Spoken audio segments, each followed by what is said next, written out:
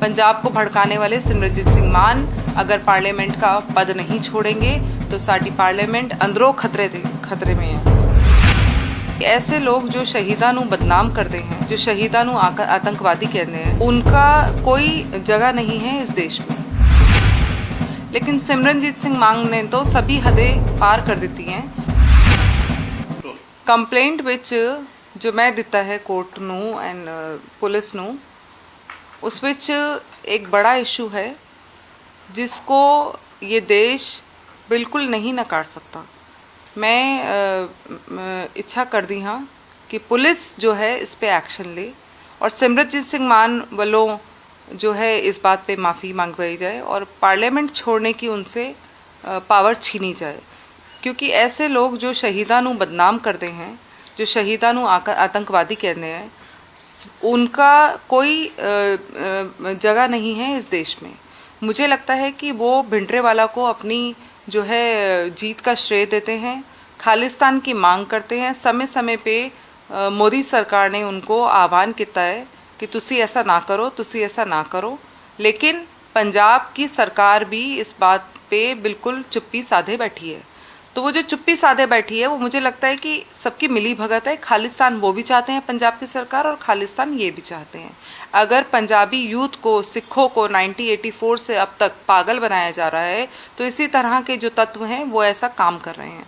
लेकिन सिमरनजीत सिंह मान ने तो सभी हदें पार कर दी हैं, क्योंकि खुद पुलिस विच रहे ओहदे ते रहे हैं ना।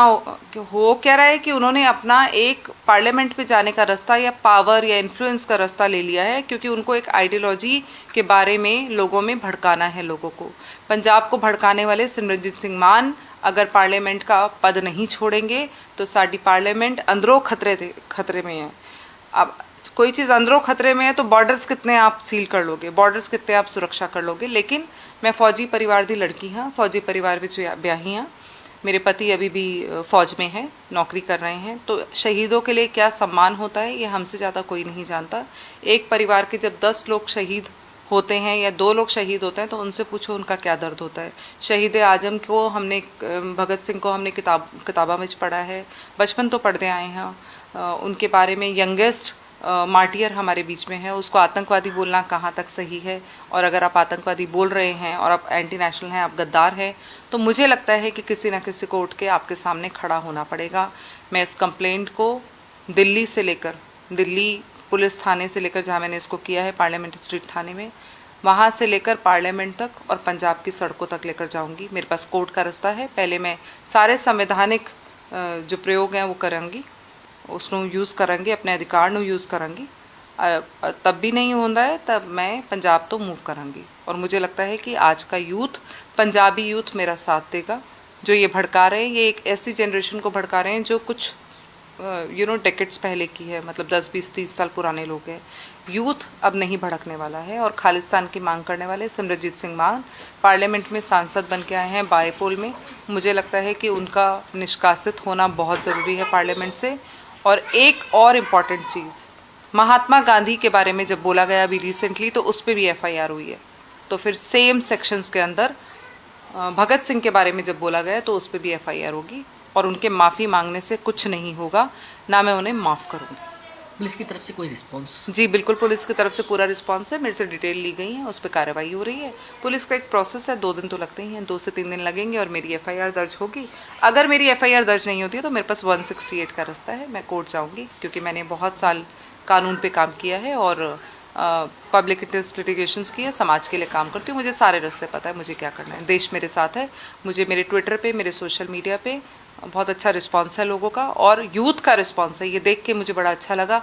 जहाँ लोग कहते हैं भगत सिंह तो हो लेकिन दूसरे के घर में पैदा हो, अब वो समाज नहीं रहा। और बिल्कुल मुझे ऐसा लगता है कि इसलिए भी मुझे अच्छा लगा कि मेरे साथ मेरे जवान भाई पंजाब के खड़े हैं। उनके मुझे इतने मैसेजेस हैं कि ये मुद्दा बिल्कुल अब चर्चा में होना चाहिए, इस पे पार्लियामेंट में भी चर्चा होनी चाहिए। आपने सम्मान की बात करी है, सम्मान को लेकर सिमरनजीत सिंह मान कहते हैं अगर सम्मान की बात करते हैं तो जिस तरीके से अभी उपराष्ट्रपति, राष्ट्रपति बनाए गए हैं तो उसमें कहीं ना कहीं उनके परिवार का कहीं ना कहीं हिस्सा होना चाहिए था।